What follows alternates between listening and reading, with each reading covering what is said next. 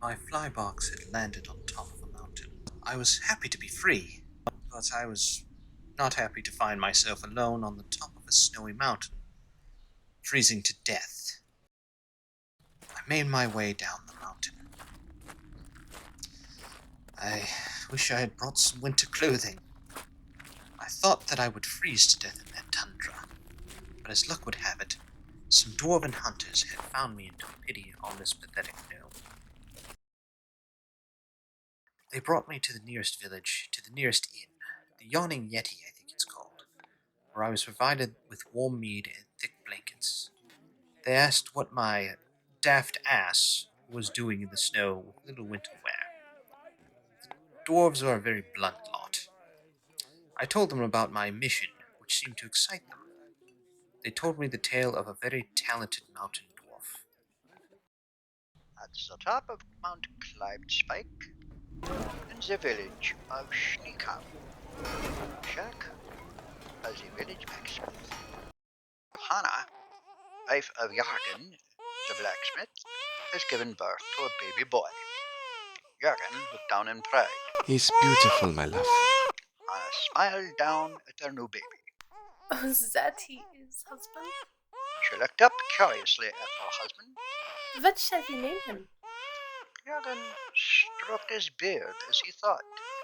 Then it came to him as he smiled down at his new son. I will name him after my father, Ragnok.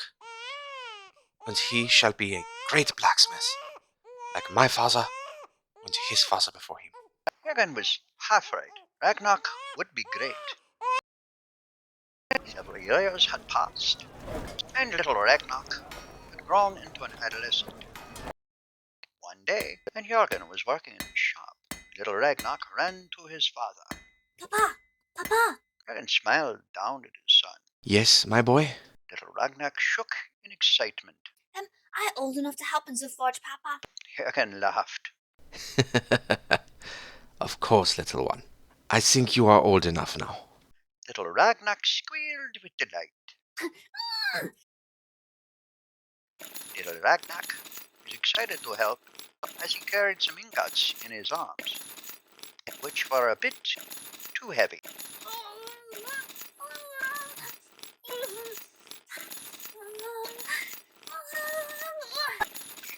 Jurgen watched with worry as his son skipped, barely, with the ingots precariously in his arms.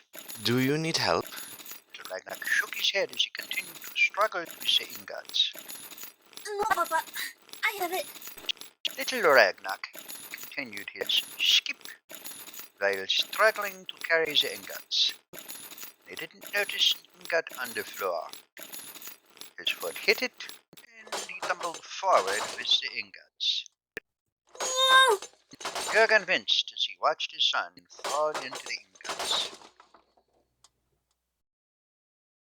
A few days had passed. Jurgen was back at the forge, and little Ragnok skipped to his father, after some time with the town healer, and inquired.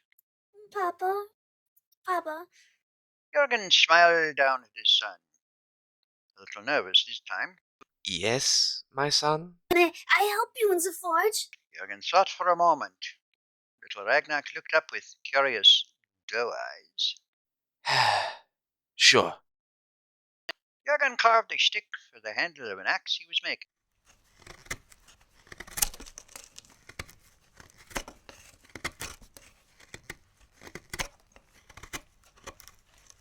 As Ragnok attempted the same, I must stress, attempted. Ow. Ow. Ow. Ow.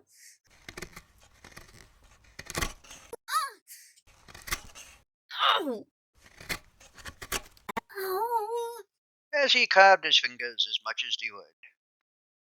Jurgen winced as he watched his son. Jurgen hammered the metal for the axe blade, and he looked over at his son, who was hammering his own axe blade, and winced at the shape, or lack of shape, that developed in the metal. Jurgen looked at the axe he built with pride. What a fine piece of work. If I do say so myself. The axe handle was beautifully brown wood Jurgen had carved woven runes into. The axe blade was a black metal adorned in more dwarven runes that shined in the light. Jurgen looked over to his son. Let's see your axe, my son. Jurgen stifled a gasp at Ragnok's creation. The handle was a crooked zigzag, and the blade was almost a hammerhead.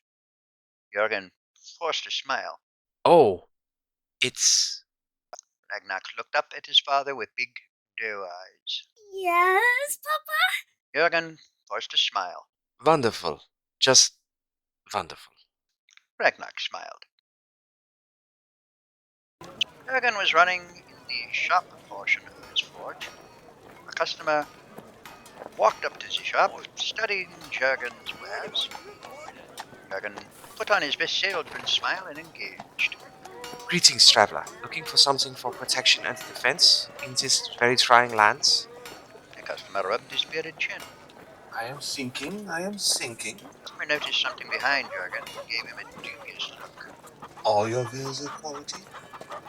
Jurgen looked back to find Ragnok's axe prominently displayed, convinced. Little did Jurgen know, Ragnok was watching and listening. Jurgen looked around, leaned in towards the customer. Can I ask you a favor? The customer shrugged. Sure. For a price. Jurgen sighed. Ragnok continued to listen to the exchange.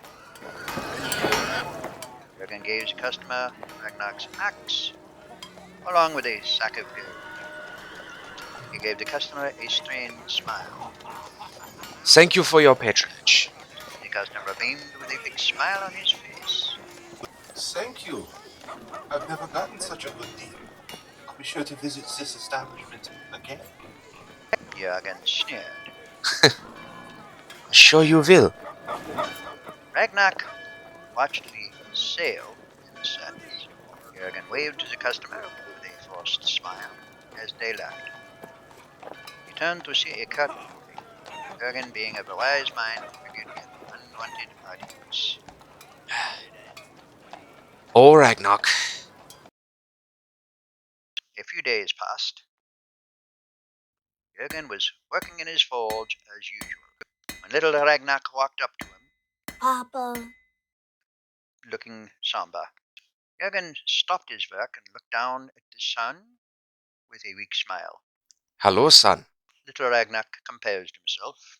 I don't think I want to help you in the forge anymore. Jurgen put a hand on his son's shoulder. That's all right, son. Is it? Jurgen knelt down so he was eye level with his son. Listen, son. We can't all do what we want. Really, Papa? I dreamed of you becoming a blacksmith, but it is not your calling. What is my calling, Papa? Jurgen shook his head. My dear boy, I can't tell you that. No one can.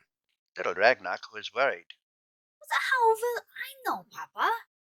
Jurgen rubbed his son's head. Don't worry, son. You will find it. Little Ragnok hugged his father. All right, Father. I will be all right. Good to hear, son. Jurgen hugged his son, who did not feel all right. Little Ragnok grew into, well, Ragnok, and set about on a journey to find his calling. He spent some time as a lumberjack.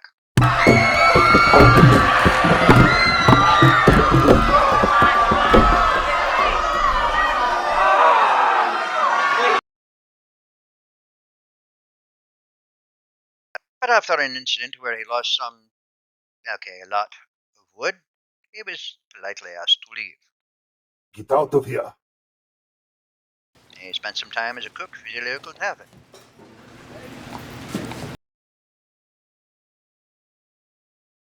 However, his culinary skills were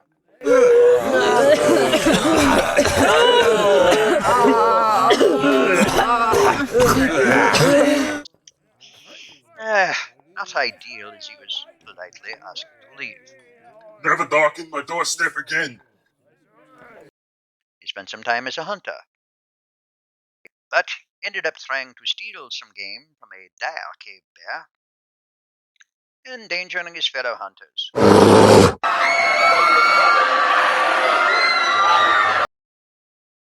Luckily, everyone survived, however. Stay out of the wilderness, boy. You can figure it out.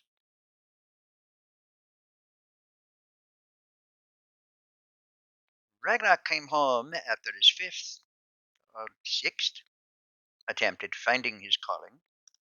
He sat down next to his mother, who was knitting, which she stopped to address her son. Are you all right, my son? No. I'm just so tired, Mother. Hannah looked at her son in sadness. Dear son, I think you need to do something relaxing. Ragnok looked to his mother. Like what? Hannah thought for a moment. She looked down at her knitting. She smiled. I know.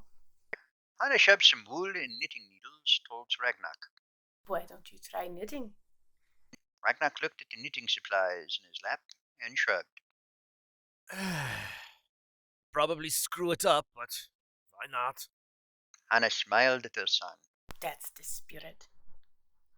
Hannah thought about it. Sort of. The knitting did relax Ragnok.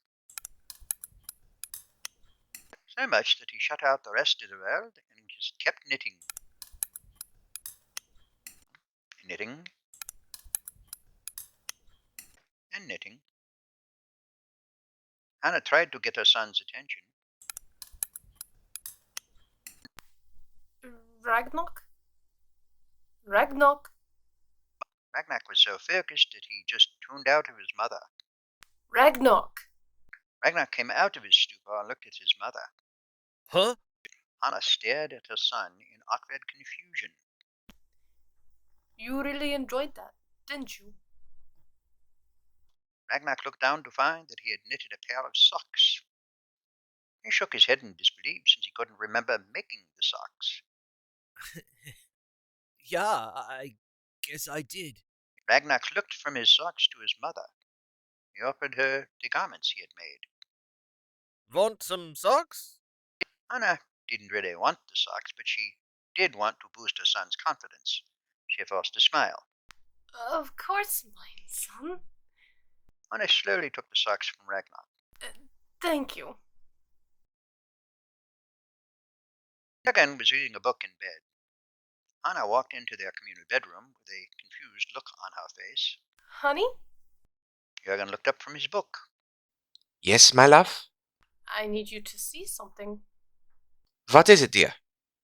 Hannah started lifting her skirt up. Jurgen was excited for a moment when he thought they were about to have bedroom congress. But she merely gave him a concerned look and said, Have you seen my new socks? Jurgen smiled, although he was disappointed. Oh, they look nice. Are they comfortable? Hannah stared at Jurgen in shock. Are they comfortable? Honey, these are the most comfortable socks I've ever worn. Jurgen looked at his wife in confusion. I'm glad you are excited about your socks, but I don't understand why you are this excited. Look at what I'm wearing. Jurgen looked his wife up and down, and she shrugged. So you're wearing a nightgown. Realization struck Jurgen. Hannah was in a thin nightgown, and her special socks looking untouched by the cold as he was under 3 of the thickest blankets and still chilly. How are you not freezing to death? Hannah shrugged, with a look of exasperation on her face. I know. I was freezing before I put these socks on. Jurgen looked at his wife in joyous exuberance. This is amazing. You somehow made magic socks. Hannah looked away. I didn't make them. Jurgen gave his wife a confused look. Who did? Hannah looked away from her husband. Ragnok sat in the family's living room, being depressed. Son, Ragnok looked up to see his mother and father staring down at him. would you like to do some more knitting? Ragnok shrugged. Sure. Jurgen and Hannah laid in bed together with their own set of Ragnok socks. They had no blanket on, merely lied on the bed as the cold air touched them, but did not affect them. I have never felt this comfortable. Jurgen looked at his wife and realized what he had just said. I mean, I love your quilts and other garments. It's just... Hannah put a finger on her husband's lips. My darling, I'm not even offended. Now, Hannah laid back. let's just enjoy this moment. The next day, Ragnok sat in the living room, looking out of the window, pitying himself. When suddenly, knitting needles and balls of yarn and wool were dropped in his lap. Vatsa, Ragnok looked up to see his parents staring at him with crazed smiles. what's going on? You found your calling. A few days later, Jurgen had built an extension to his forge to sell Ragnok socks. At first, people didn't understand it. I don't understand this. But slowly, This is new. his business venture grew.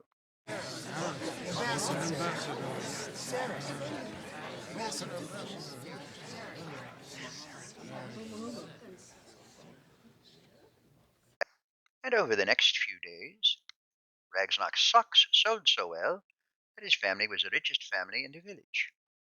Ragnok's fame grew across the land. Everyone wanted Ragnok socks, even a few ne'er-do-wells.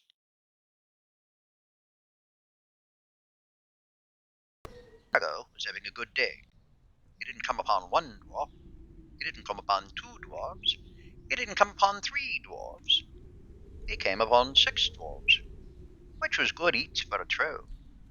He chewed a dwarf leg with a big grin on his face.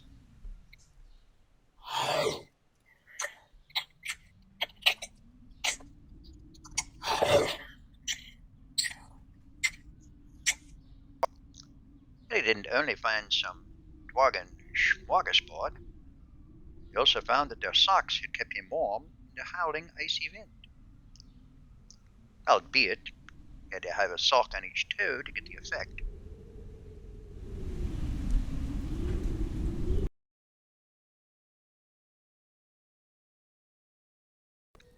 Back in Largo's tribe's cave, the others, Racksic, Thorg, and Ortag, were feasting on some old wolf meat over a pathetic fire. Racksic, the leader, because he said so, saw that Ortag had more wolf meat than him, not realizing he had wolfed down his share, snatched the meat out of Ortag's hands. Give me! Ortag gave Racksic an angry glare. Racksic growled at his subordinate, which made Ortag cower like a weak pup. Thor growled, more out of frustration. Ah! When Largo come back with dwarf meat? Racksic shrugged. Me not know when he leave. Thorg thought about it for a moment, threw his hands up in the air. At that moment, Largo walked into the cave, whistling a happy tune. The other trolls looked at Largo angrily. Why are you so happy? Largo shrugged with a big smile on his face. Me had banquet. Racksic looked Largo over. Largo looked confused. Where is it? Where is what? Banquet. Dwarf meat. Food! Where is it? Largo nodded his head in realization. Oh, that. Largo looked at his empty hands, then he looked to his full stomach. Then he looked to Racksic with a nervous smile on his face. Oops. Largo, you had one job! Largo shrugged sheepishly. Sorry. Racksic rolled his eyes. You at least get wood for fire? Largo looked away sheepishly, which enraged Racksic. Come on, Largo, it's freezing! Largo looked around curiously. It is? The other trolls looked at Largo in shock. You're not cold? How? Largo shrugged. Largo not know. Largo looked down at his feet. Oh yeah. Largo finds special socks. The other trolls looked at Largo's feet in astonishment. Special socks? Where get?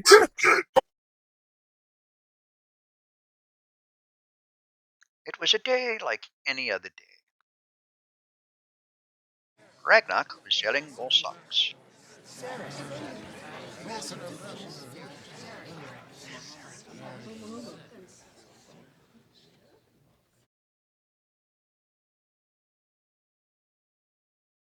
Ragnok, after another day of profit, Ragnok closed up his shop, made his way to the local tavern. He was excited to go since they had unbanned him. He hadn't had ale in quite some time.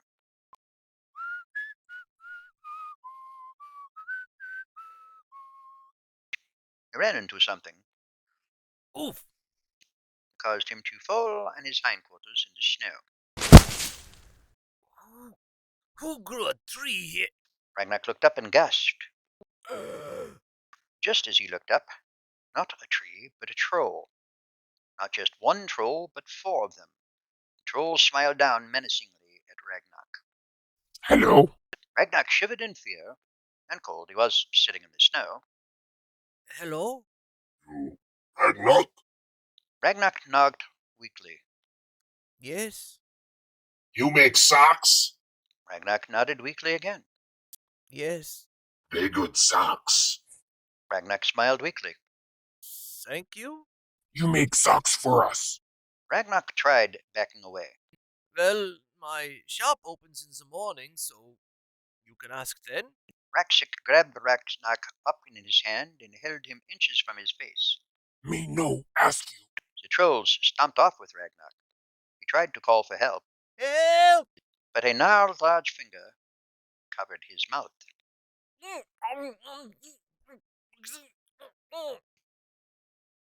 Racksic threw Ragnok into the corner of the cave. Oof. Racksic wagged a finger at the dwarf. Now make socks. Ragnok looked around the cave. He gave the troll a fearful look. Slight problem? Racksic sneered at the dwarf. What? Ragnok winced. I have no materials. And? Ragnok stared at Racksic for a moment. I can't make the socks out of nothing. Racksic growled in frustration. What you need? Well, for starters, I need needles. Fine. Racksic walked out of the room. Largo, watch dwarf. Racksic wandered down a mountain. Racksic shivered and grumbled. Where me find needles? Largo stood, watching Ragnok. You better make good socks when Racksic come back. Ragnok looked up at the troll sheepishly. I don't know if I will be able to. Largo looked down at the dwarf in rage. What? Ragnok shrank away. He went off before I could tell him all the materials. I need wool to make the socks out of. Fine. Me go get wool. Largo walked away, shouting. Ortag, you watch dwarf. Racksic was still searching around the mountain. This take 4. Racksic saw something that made his jaw drop. Racksic saw a dire porcupine sleeping on a rock.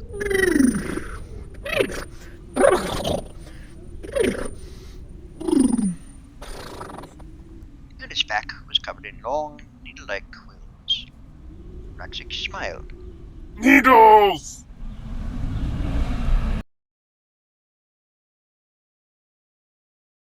Racksic tiptoed toward the sleeping dire porcupine.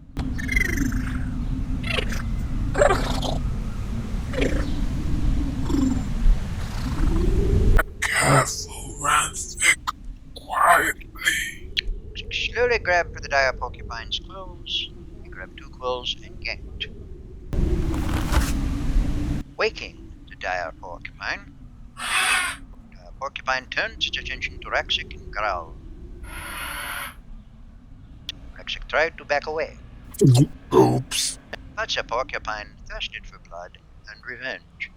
It leapt towards Racksic and attacked him viciously.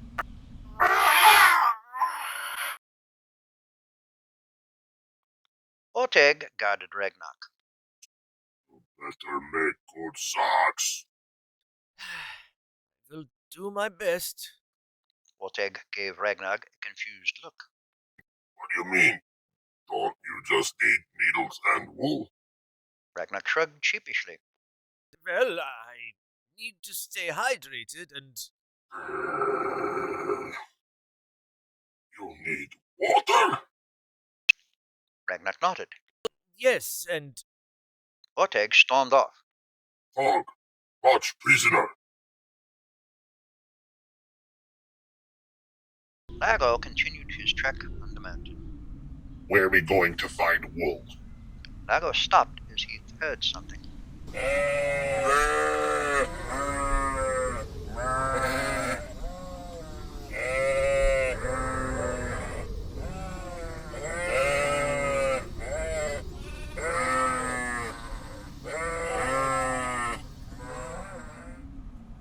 What that? Lago went to investigate the noise. Lago peeked over a boulder to find a group of Arioks. Arioks were a race of ram folk who lived in the mountains. They're a chaotic bunch. Sometimes they held trolls or after dwarves and other mountain denizens. Sometimes they were rabbits. Again, they were a chaotic bunch. They were also covered in wool.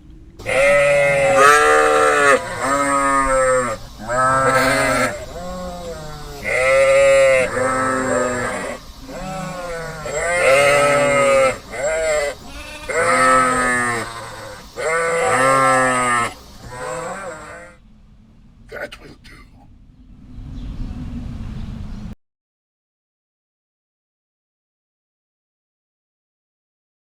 Ortag trekked around the mountain. Help me find water.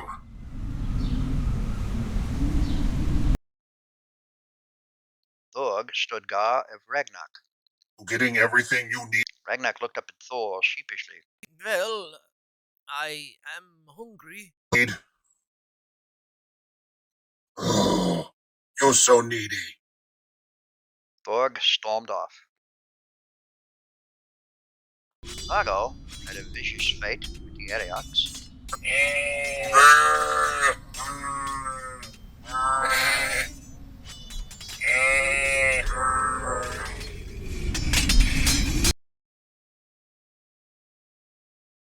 Ortag trekked for a while, thinking he wouldn't find any water until he heard something.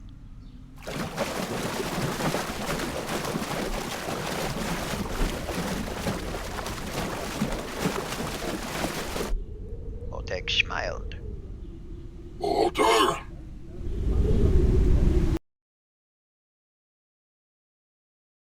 Ortag peeked over a rock to find a pool full of monkeys. Ortag smiled.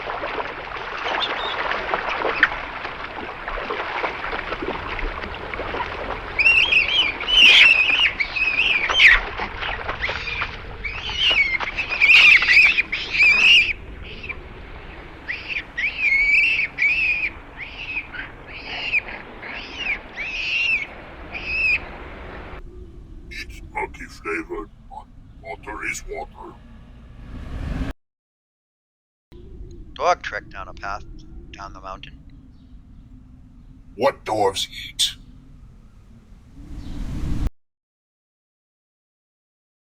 Ortag fought with monkeys.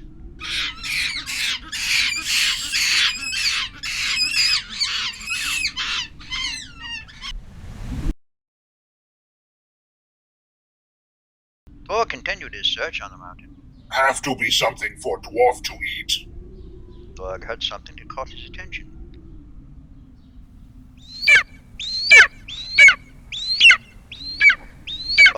Thorg smiled. Be sure dwarf eat bird. Thorg found a nest of eggs. Thorg looked around curiously. Me thought there was bird here. Thorg shrugged. Oh well. baby dwarf like eggs. Thorg reached for the eggs. He looked up as he heard something.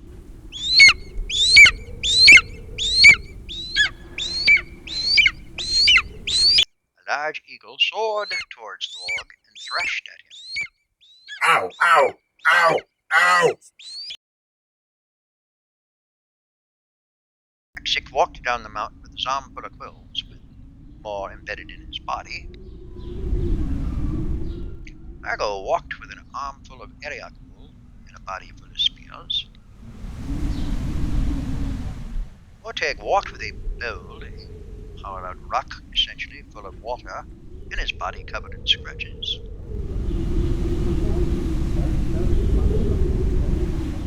Thorg carried a nest of eggs and the corpse of the eagle. His body was covered in scratches.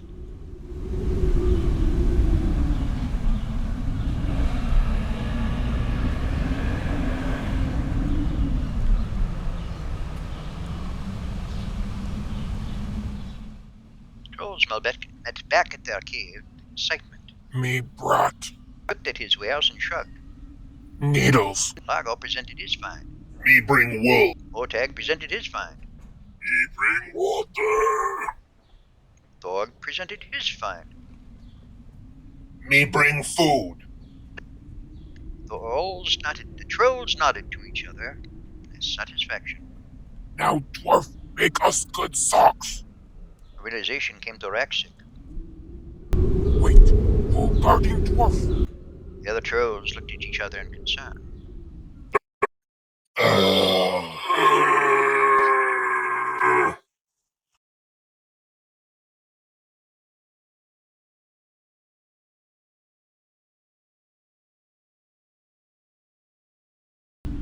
Ragnok made his way through the snow. Although he was happy to escape the trolls, he found another problem in the whiteness of the snow. Where am I?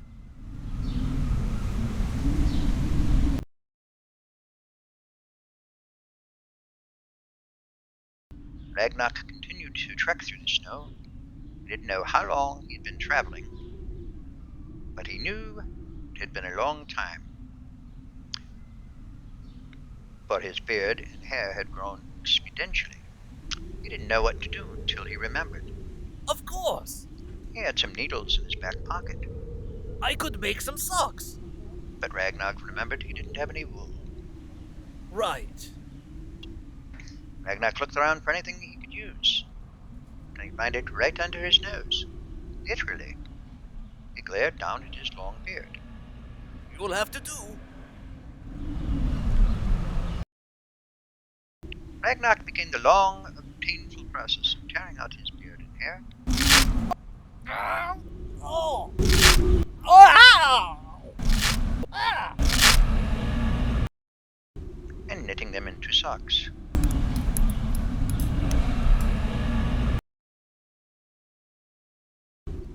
Ragnok trekked through the snow in his new self-made socks, which kept him warm, however. It didn't give him directions back home.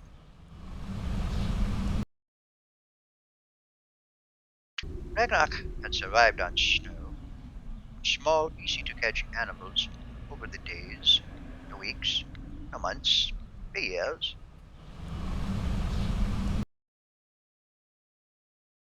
But eventually he found his way home. Ragnok walked through his village, shocked at finding people staring at him. He didn't recognize anyone. The other villagers seemed to be made uncomfortable by the dwarf with clumps of hair and almost naked with his torn clothes and self-made socks. He shook his head in disbelief. How long have I been gone? A realization came to Ragnok. Mother! Mother!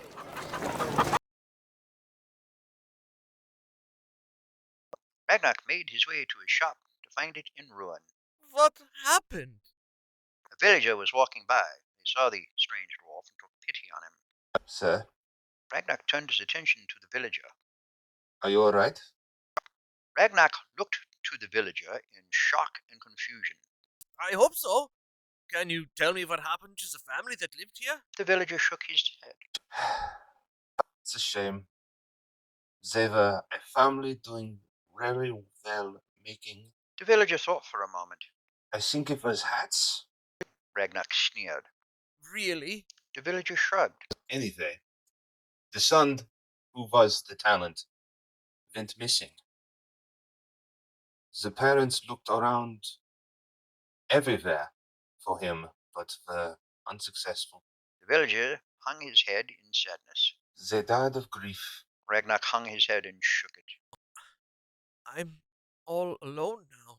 What's that? Ragnok didn't even acknowledge the villager. He simply walked away. The villager scratched his head and shrugged. Okay, bye then. Having nothing left, Ragnok went back out into the skybound wilderness. No one knows what happened to him. But there are stories of travelers finding an old disheveled dwarf offering socks to those in need. I woke up with a bit of a headache. Mountain dwarves do know how to celebrate. I barely remember my last night, but I found that I had new socks. They were the best socks I've ever had. Could they have been a gift from... No, it couldn't be. They had given me a ram and had sent me on my way. I was off up to my next adventure.